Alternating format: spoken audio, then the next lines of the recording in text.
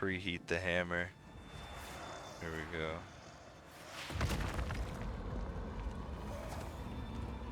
Your way has no place here, Curry. Watch this. No escape. Right of the full moon. My love, I call to you. Bang, done.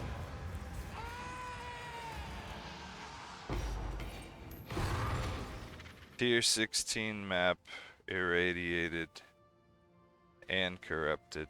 Okay, so I previously was using these gloves, which actually sparked the idea for this build in the first place, but you don't need these gloves, and they actually did get buffed in the recent patch, so you're gonna have 30% chance to poison on hit on the gloves. I think these gloves are better for a build that like hits really fast, hits a bunch of times and stacks, poison stacks, and probably has other +1 to poison stacks as well. This isn't really that. So these gloves wound up being better for the character.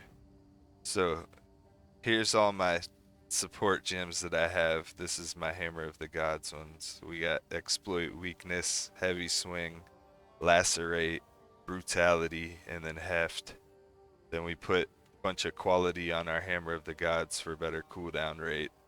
Then we got Ancestral Warrior Totem with Armor Breaker, Splinter, Demolisher, Ancestral Urgency. Then we got Herald of Plague. This is what I think sets my build apart from other warrior builds. Herald of Plague, Chaos Mastery for just the free +1, Cannibalism, Vitality. Then we got Scavenged Plating. This actually also got a buff essentially with this latest update. So we can just get more plates, more armor, even though armor still is kind of shitty, essentially. But I mean, it helps, and the thorns actually helps, and it sets off the Herald of Plague when enemies hit me sometimes. So we got we added quality to it in order to get more armor out of it. Instead of 5, we get 7%. Same thing with adding quality to really anything, you're going to get a lot of benefits out of it.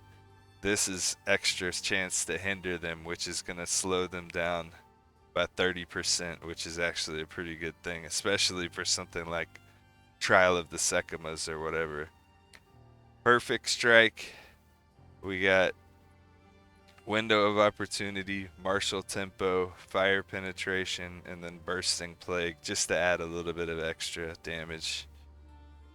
Physical Mastery on the Scavenged Plating for just another free +1 on that. So really anything that you can add quality to with the Gem Cutter Prisms is really going to help your build. Okay, we got Infernal Cry, Raging Cry, Enraged War Cry, Premeditation, and then Corrupting Cry. Then we got Shield Charge. These are just random things I threw on here. Just extra, you know. It always helps to have increased cooldown recovery. I use my Shield Rush like with just pressing the control key and then hitting Q. And you know, this Stomping Ground's pretty cool looking and everything. So I like having that. We got Leap Slam, Aftershock, Holy Descent. This actually helps a lot. You land, you get a little bit of life recovery. 5% per second, which is actually a lot. We got Armor Explosion on Stampede, Momentum, Corrosion. This is really the kicker for the build. We're breaking their armor with the poison that we're applying. We're just getting more damage out of this momentum. The Armor Explosion with the Corrosion is just a cool way to use it, I feel like, and it makes all the enemies pop. We got Envenom. Supported skills have 50% chance to poison on hit. So you could combine that with that glove to have 70%, but for crowd clearing and stuff, for AoE, 50% feels like it's fine. Maybe even throw Magnified Effect on here.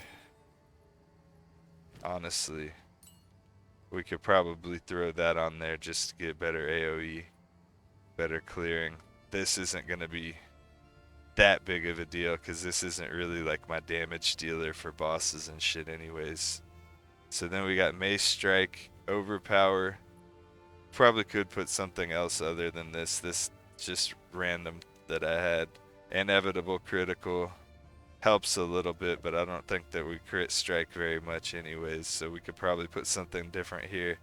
I rarely hit with mace strike just because you still swing and miss a good amount. We got comorbidity. This one, I don't think we even really need this either because we don't have those poison gloves on anymore. We can really put a whole bunch of other stuff on our mace strike and improve it a lot, I think. I think I already have one laying around, but that's fine. I'll use that just in case. That'll be cool to just hit as a finishing move kind of thing. Now we gotta go over the passive tree. So ideally I would have more maximum life, but at the same time, we're not really gonna be tanking any hits from any bosses or anything anyways, so I just went full out AoE clearing style. So this is what we got on our ascendancy points. And then we got these just to have stronger slams. Apply the poison so the Herald just spreads more damage quicker because the poison damage is essentially just 20% of our physical damage. So the more heavy that we're hitting, the more benefit we're going to get out of the poison. And the more armor breaking we're going to do and all that good stuff. I wish that I could literally just like drag and drop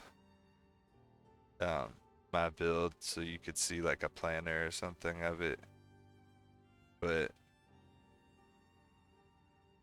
this is what the whole passive tree looks like. Ideally I would have like some different type of armor or something so that I could have higher life pool, but we got almost capped block. It would be better, we just would need a better shield essentially to have that fully maxed out. As far as the gear goes, we still have the same weapon. Wound up getting a different ring. I think the same gloves that I've had. New belt. 3 charm slots now. We got same boots I think as before. Wound up being able to put a soul core in them because of the new update. I think I was using this ring before, I might have not been. Same shield as before, I'm pretty sure. Same amulet I think as before. Definitely the same armor. And then the same helmet as before, pretty sure. So yeah. I was experimenting last night with some stuff on swap, but I don't really think playing with a swap is necessary on this character. I was also swapping the gloves around initially, but I honestly think it feels better without doing all that. Straight into delirium on a tier 18.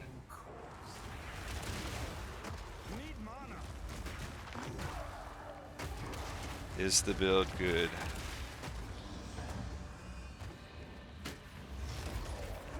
I don't even have time to read if it's proximal tangibility. Proximal. That shit is too dangerous. I just assume that it is sometimes if there's room for me to get up close on the enemy. Okay, this is all the mods and stuff going on right now at once. It's making the computer go crazy. I gotta watch out for those. Okay, that's a relief that it's not off-screen storm callers or whatever. This is dangerous as hell though. It's a dangerous ass map to do.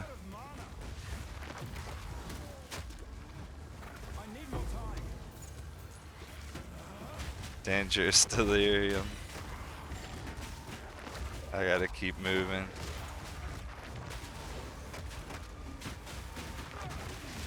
And I cannot get hit by one of those. I gotta just precast that for this guy. Otherwise he would murk me. Those, I can't lie, those meteors are tripping me out. I gotta kind of take my time and play relatively safe right there, cause this is dangerous.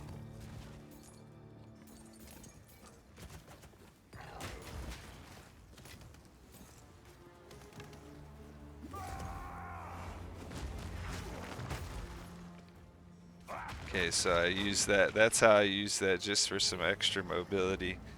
I can also use leap slam, but I think shield charge is just way more mobile.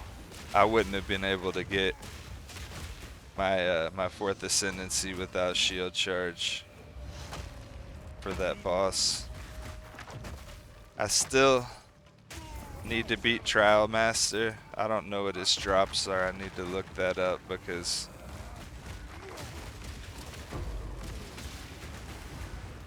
so I can definitely go faster, but I'm not trying to die. I don't think there's any of those off-screen meteor droppers. Those I think are the most dangerous enemy. Those and just getting pushed and body blocked, but it genuinely does feel a little bit better after the latest update in terms of just clearing maps, having better ability to just not get cornered as bad. So previously I was spec'd into having this character always have like the aftershock on my slams, but I think because of Herald of Plague, it's not really a big deal. It's not super necessary to have that, because the way that we're applying damage is we're hitting down the initial enemies that get hit by the slam, have poison applied to them with 20% of the physical damage that we do, and then essentially they pop.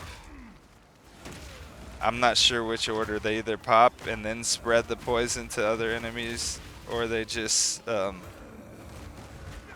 spread the poison to the other enemies within like 1.7 meters of them or something like that. Then as their armor breaks, they have another little explosion, a fire explosion that converts the I don't know if it's the armor damage that's broken or if it's my physical damage into a little fire explosion when their armor breaks. So basically when there's a bunch of enemies close to each other, they all kind of chain off of one another with the armor explosion, with the poison explosions. Gotta just play this safe. Yep, see proximal tangibility on that guy. You gotta just expect that shit now. You gotta just know what you're dealing with, basically. I think it's safe to say that the build is pretty good, you know. Over time, you know, maybe we'll get a better chest piece or something, better helmet, better rings, whatever, to pump our life pool up. You know, ideally it would be 4,000 plus, but at the same time, you know, I'm also somewhat okay with being a glass cannon. I don't know how you feel about that. You know, you gotta just kind of know the boss mechanics and know when to dodge and shit like that. Of course, it's early access. There's gonna be moments when you get one shot by some bullshit. But at the same time, you know, I feel like the more that you know about the game, the more comfortable that you're gonna feel in situations maybe where somebody else wouldn't feel comfortable. Another little tip, if you hold the control button when you go up to Doriani, he identifies your items automatically. Same thing with like going over here to disenchant something or whatever the case may be. What is it? Hope you all have a great day though. Appreciate you so much. Take it easy.